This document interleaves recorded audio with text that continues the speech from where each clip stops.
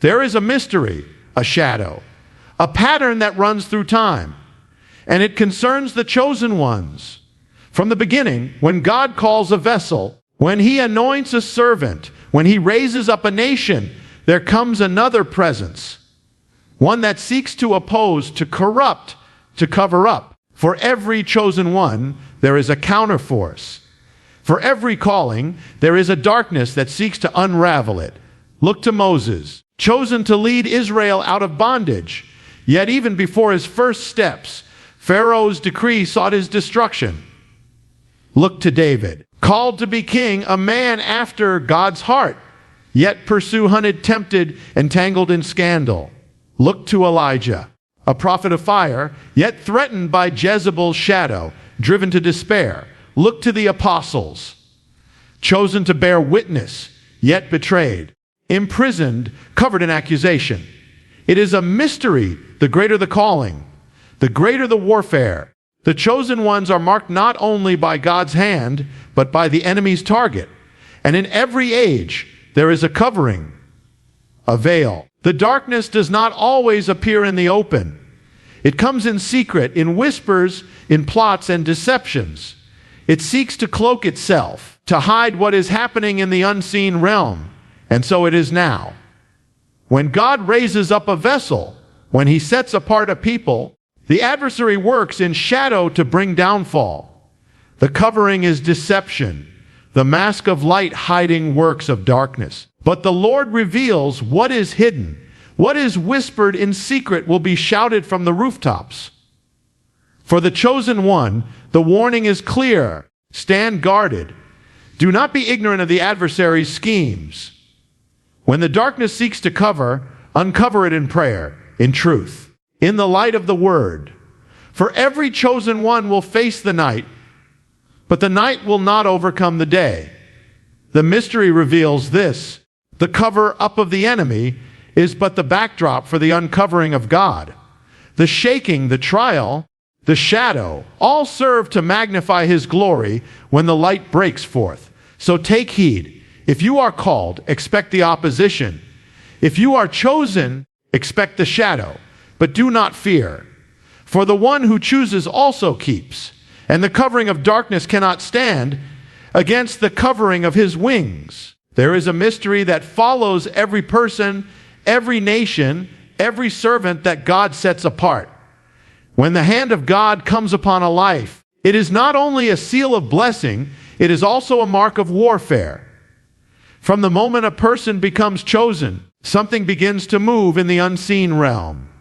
The forces of heaven align, but the forces of darkness also stir. It is an ancient pattern, and it is as real today as it was thousands of years ago. Consider the story of Moses. Before he had spoken a word, before he had stretched out his staff or crossed the sea, a decree was issued that all Hebrew male infants should be cast into the Nile. Why? Because he was chosen.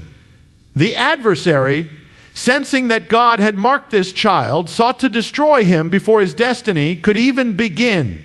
The same pattern appears in the life of David. From the moment Samuel anointed him with oil, the shadow of Saul's jealousy rose up against him. He became hunted, pursued, forced into caves and exile, not because he was ordinary, but because he was chosen. This is the mystery of opposition. It is not random. It is not coincidental. It is woven into the very fabric of calling. To be chosen is to be set apart for the purposes of God, but it is also to become a target for the enemy. For every plan of God, there is a counterfeit plan of the adversary.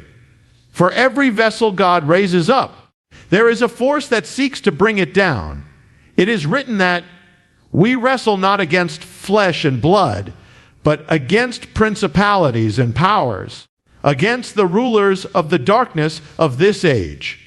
That is why chosen ones often find themselves walking through storms others cannot understand. They face battles that seem disproportionate to their circumstances.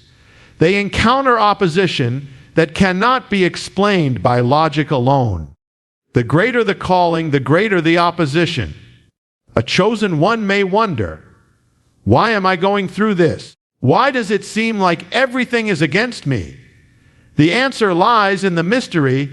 The opposition is not about who you are in yourself. It is about what you carry. It is about the mark of God upon your life. The enemy opposes what he fears, and he fears those who have been set apart by the Lord. This is why the pattern appears again and again in prophets, in kings, in apostles, and in nations that bear the name of God. Yet the mystery is not one of despair, but of hope. The very fact that opposition arises is evidence that there is a calling worth opposing. The darkness does not waste its weapons on what is empty or meaningless. If you are chosen, the opposition you face is a sign that heaven has written destiny over your life. The attacks, the obstacles, the betrayals, the storms, they all testify that you are marked for something greater than yourself. Still, the chosen one must not be unaware. The opposition is real, and it is fierce. It seeks to discourage, to weary, to corrupt, to derail. Many fall not because they were not chosen, but because they did not discern the battle they were in. The mystery calls us to vigilance. It calls us to armor ourselves with truth, to walk in prayer, to stand in the strength of the one who called us. For the one who chooses is also the one who keeps.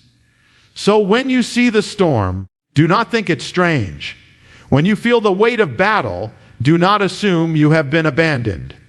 Instead, take it as confirmation you are chosen, and because you are chosen, you are opposed. But the opposition is not the end of the story. For the mystery declares that the adversary may rage, but he cannot cancel what God has decreed. The calling stands, the destiny remains, and the hand that chose you will not let you go. There is a thread that weaves through the stories of the chosen, a shadow that rises each time the hand of God appoints a servant for his purpose. It is not confined to one age or one life. It is a recurring pattern that reveals the hidden war between light and darkness. When God sets apart, the adversary sets against. When God raises, the enemy resists. This is the shadow pattern, and it can be traced from the opening pages of Scripture to the present day. Moses was chosen before he could walk or speak. His life was preserved in an ark of reeds floating on the Nile because a dark decree sought to extinguish every male child of Israel. Behind Pharaoh's order was more than political fear. It was the shadow seeking to strike down God's plan before it could unfold. The pattern emerges again in David. Anointed by the prophet Samuel, he carried the promise of kingship and the destiny of Israel's throne. Yet almost immediately, Saul's jealousy rose like a storm. What should have been a season of joy and calling became a season of exile, hiding, and pursuit. The shadow rose as if to snuff out the light before it could grow. Elijah was no different.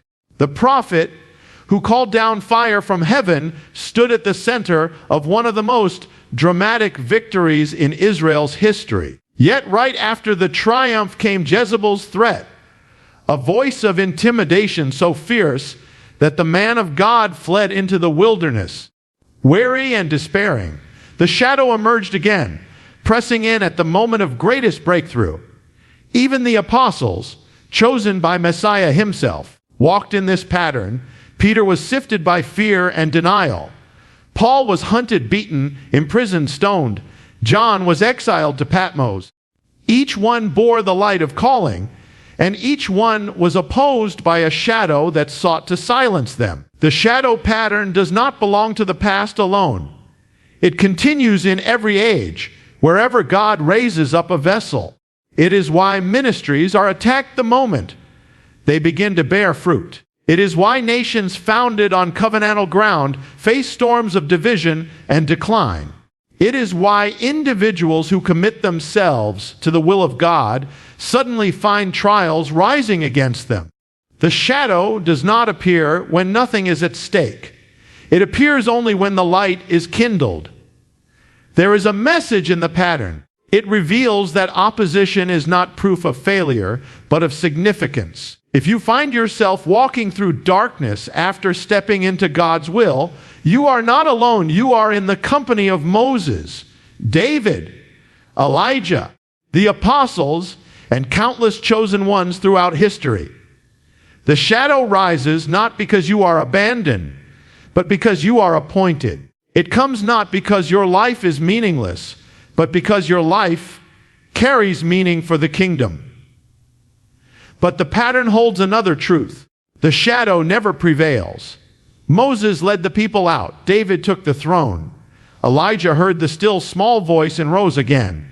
The apostles, though beaten and imprisoned, spread the gospel to the ends of the earth. The darkness pressed in, but it could not extinguish the light. The shadow revealed itself, but it was always defeated by the hand of the one who had chosen. So when you recognize the shadow pattern in your own journey, do not be afraid. Discern it, but do not despair. Know that it testifies to your calling, and know that it cannot cancel the purpose of God. The same pattern that shows the presence of darkness also shows the greater presence of light. The enemy may cover, but God will uncover. The adversary may rise, but the chosen will stand. The shadow may surround, but the light will break through.